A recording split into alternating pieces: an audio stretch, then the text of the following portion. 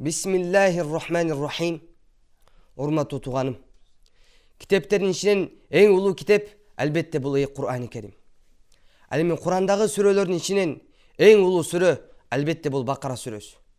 Ал эми 6236 аяттын ичинен эң улуу аят бул Аят-аль-Курси. Бакара сүрөсүнүн артыкчылыгы тууралуу Пайгамбар саллаллаху алейхи ва салламдын көптөгөн хадистери келет. Мына ошол хадистердин биринде сүйүктүү Пайгамбарыбыз саллаллаху алейхи ва саллам мындай деген: Иннал бейтеллези туқраул бақарату фихи ла ядхулуху шайтан. Бакара сүрөсү окулган үйгө шайтан кире албайт дейт. Кур'ан-ы Керимдеги эң узун сүрө мына ушул Бакара сүрөсү. Ачыктап айтканда бул сүрө 2,5 пара 48 беттен 286 аяттан жана 6121 сөздөн жана 25500 тамадан турат. Эмне үчүн Кур'ан башына келген Кур'ан-ы Керимде эң улуу сүрө, эң узун сүрөнү Аллах Таала Бакара деп атаган. Бакара деген уй деген мааниде. Анткени Аллах Таала бул сүрөдө Бани Исраил коомунун уй менен байланышкан окуясын Аллах Таала баяндаган. Анда эмесе мына ушул кызыктуу окуяга кеңири токтоло кетели. Мурдагы Бани Исраил коомунда бир өтө бай киши жашаган. Жана эң кызыгы, анын абакесинин баласынан башка мурас ала турган эч бир тууганы жок эле. Бирок байдын дүйнө болгон сүйүүсү аны саран кылып койгон эле. Жалгыз кедей тууганы болсо дагы жардам бербейт эле. Ал эми кедей тууганы анын дүйнө болгон сүйүүсү аны көрө албас кылып койгон эле. Ушул бай тууганым тезирээк өлсө, мен мураска ээ болуп, бай болуп калсам деп, мына ошол бай тууганын өлүмүн эңсеп жашап жүрөт эле. Күндөр өткөн сайын, жылдар өткөн сайын кедейдин дүйнө болгон сүйүүсү көрө албастыгы күчөп, бир күнү бай тууган үйүнө келип, кечинде аны өлтүрүп, кошун айылга эч ким билбесин деп таштап салат. Эртеси кудум эчтесе болбогондой, кошун айылга барып, өлтүргөн аз келгенсип, башкаларды силер өлтүрдүңөр деп күнөөлөй баштайт. Ал эми айылдын эли биз бул адамды тааныбайбыз деп алар өздөрү моюна алышпайт. Мына ошентип ызы-чуу болуп, ошол замандагы эң улуу пайгамбар Муса алейхиссалам алдына келет. Ал эми Муса алейхиссалам ушул маселени чечүү үчүн Аллах Таалага кайрылат. Ошондо Аллах Таала уй сойгонго өкүм берет. Бул тууралуу Аллах Таала Бакара сүрөсүнүн 67-аятында мындай деген: А'удhu billahi minash shaytanir rajim. وإذ قال موسى لقومه إن الله يأمركم أن تذبحوا بقرة. О Мухаммад саллаллаху алейхи ва саллам, Муса алейхиссалам өзүнүн коомуна Аллах Таала силерге уй союуга өкүм берди деген айтканын эстеңиз дейт. Ошентип Муса алейхиссалам Бани Исраил коомуна келип, Аллах Таала силерге уй союуга өкүм берди дейт. Муну уккан акылсыз Бани Исраил коому: Адаттахидуна хузуа. Сен бизде шылындап жатасыңбы? Биз сага кылмышкерди таап бер десек, сен каяктагы бир уйду сой деп айтып жатасың. Бул не дегениң деп алар ошентип Муса алейхиссаламга адепсиздик кылышат.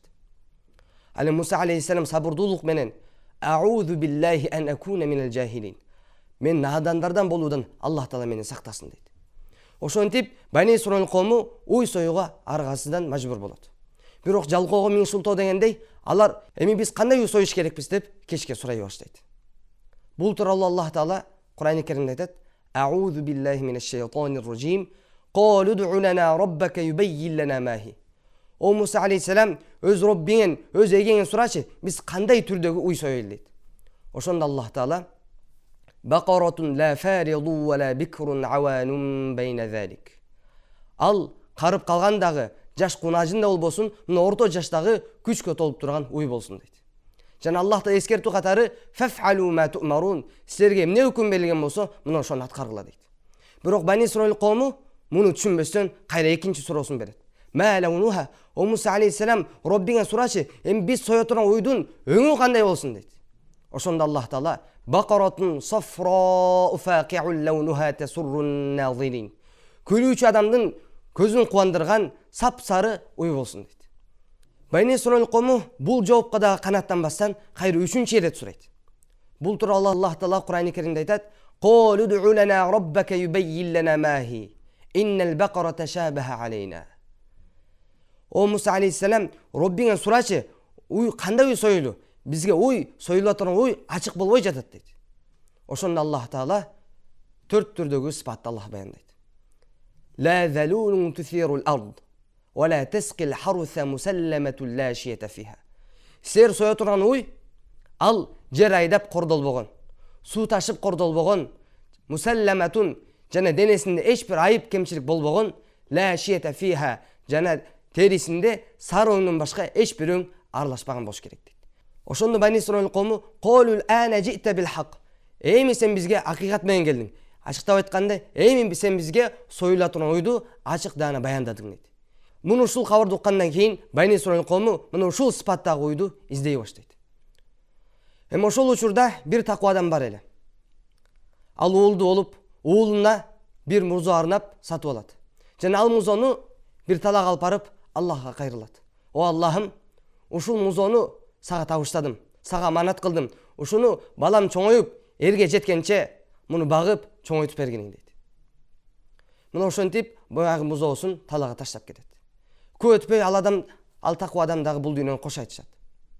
Ал эми баласы болсо энеси менен чогушуп, баласы энесин өтө катуу сыйлаган, айткан сөзүн эки кылбаган, көзүн карегине караган, өтө таква, адептүү бала болуп чоңоет.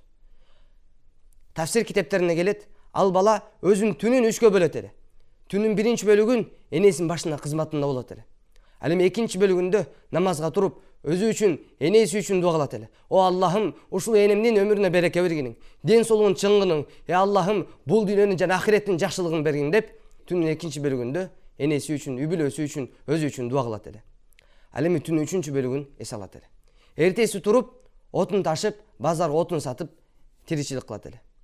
Алланын кирешеси аз болсо дагы, аны дагы 3кө бөлөт эле. Биринчи бөлүгүн энесинин муктаждыгы үчүн, экинчи бөлүгүн үй-бүлөсүнүн муктаждыгы үчүн сарптайт эле. Ал эми үчүнчү бөлүгүн аз болсо дагы кедей кембагалдарга, жетим жесирлерге, алсыздарга садака кылат эле.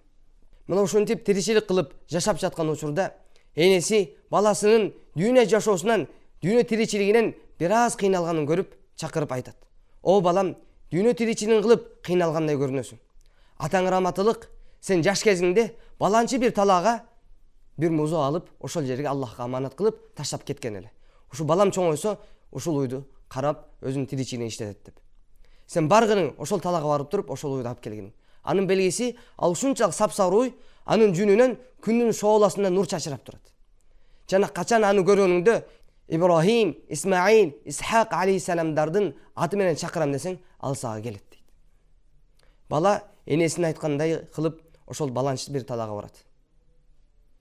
Барса, чындап эле талаада оттоп жүргөн болот. Аллах да аны ушунчалык багып, чоңойтуп койгон эле, адамдар анын чоңдугунан андан коркуп, жанына жолой албайт эле. Бала көрүп, энеси айткандай Ибрахим, Исмаил, Исхак алейхиссалам аты менен о уй келгиниң дегенде, баягы уй чуркап келип, башын ийкеп, Аллахтын өкүмүнөн сүйлөйт. Не деп сүйлөйт билесизби? О энесине жакшылык кылган, о энесин сыйлаган жигит, мен үстүмө мингиниң, сен каалаган жериңе жеткирейин дейт. Ошондо бала энесинин сөзүнөн чыкпаган, өтө таква болгондуктан, мен энем сен үстүңө минип келсин деп өкүм берген эмес деп, андан баш тартат. Ошентип бала баягы ойду энесинин алдына алып келет. Энесин алдына алып келгенде, энеси балам, муну базарга барып сатканың дейт. Жана 3 динарга сатканың, кимге сата турган болсоң, мага кабар бересиң, мен разы болсом, мен уруксат берсем, анан сатасың дейт. Бала макул болуп базарга барат. Базарга барганда эле көп өтпөй бир кардар келет. Канча десе 3 динар дейт. Карда сүйүнүп кетип, 3 эле динарбы? Анда мына сага мага бергениң десе, бая бала, макул байке, сизге сатайын, бирок бир шартым бар. Мен азыр энемен, апаман ушул сизге сатканга уруксат сурап кеш керекмин. Эгер энем сизге разы болсо, уруксат берсе, анан сизге сатам дейт. Бая кардар ойлонуп, о жигит, энеңе сурап эле койбойсуңбу? Мен сага 3 динар эмес, 6 динар кылып берейин дейт. Ал эми таква бала, байке, кечиресиз. Эгер бул уйдун салмаганчалык алтын берсеңиз дагы, мен бул уйду апамдын ыраазычылыксыз, апамдын уруксатысыз мен сата албайм деп туруп, чуркап барып энесине кетет. Энесине барып ушул акыбалды, ушул бааны айтканда, энеси макул болуп, макул балам, анда бул сатсаң 6 динарга сат, бирок дагы бир жолу эскертем.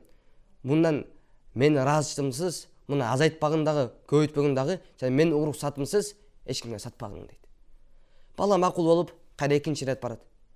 Барса, баягы биринчи кардар кетип, башка бир кардар келип калат. Канча динар? 6 динар. алдагы сүйүнүп өтө арзан экен, мен сатып алайын деп акчасын берип атканда баласы: "Байке, кечиресиз, бирок бир шартым бар." "Не болгон шарт?" "Мен энемен уруксат алып келиш керекмин. Эгер энем сизге сатууга ыраазы болсо, анда сатам" дейт. Ал кардар дагы: "Энеңе сурабай эле койбойсуңбу? Апаңа сурай эле койбойсуңбу? Мен сага ушул 6 динарды 12 динар кылып берейин" дейт. Бала ал адамды карап: "Байке, кечиресиз. Эгер ушул уйдун салмагынчалык алтын берсеңиз дагы, апамдын уруксатсыз мен бул уйду сата албайм" дейт. Ошентип кайра экинчи ирет чуркап барып апасына ушул бааны айтканда, апасы сүйүнүп баласын карап: "Балам, сен сыноодон өттүң." Баласы таң калып: "Не болгонсуң апаке?" дегенде, энеси айтат: "Сага 2 жолдон келген адам бул адам келбетинде периштелер эле. Алар сенин мага болгон итаатыңды, баш ийүүңдү текшерүү үчүн келген эле. Сен сыноодон өттүң. Эми кайра баргандагы ушул уй тууралуу сурагының. Бул уйду сатайлыбы же сатпайлыбы, мына ошол тууралуу жакшылап сурап келгин" дейт. Баягы бала чуркап барып периштеге келип: "Апам сизден ушул уйду сатайлыбы же сатпайлыбы" деп сурап жатат. Дегенде баягы периште: "Сен барып апаңа айтканың, бул уйду сатпай үйүндө багып кармап турсун. Жакында ушул замандын эң улуу пайгамбар Муса алейхиссалам өзүнүн коому менен кылмышкер табуу үчүн мына ушул уйду издеп келет. Издеп келген учурда бул уйду терисине алтын батканчалык кымбат баа менен саткыла" дейт. Мына ошентип бала ушул кабарды энесине жеткирет. Алар ошентип сатпай ушул уйду багып турат. Көп өтпөй Муса алейхиссалам өзүнүн коому менен ушул уйду таап келет. Анткени ошол заманда ааламда ушул шарттарга, жана айтып өткөн шарттарга толук жооп берген бул жалгыз уй болот. Аны жана айтып өткөндөй терисине алтын батканчалык кымбат баа менен сатып алат дагы, аны союшат. Сойгон учурда Аллах Таала факул надрибуху би ба'диха, анын бир бөлүгү менен баягы өлгөн байды ургула дейт. Мына ошентип баягы уйдун бир бөлүгү менен, союлган бир бөлүгү менен өлгөн байды урганда, өлгөн адам Аллахтын өкүмү менен тирилет.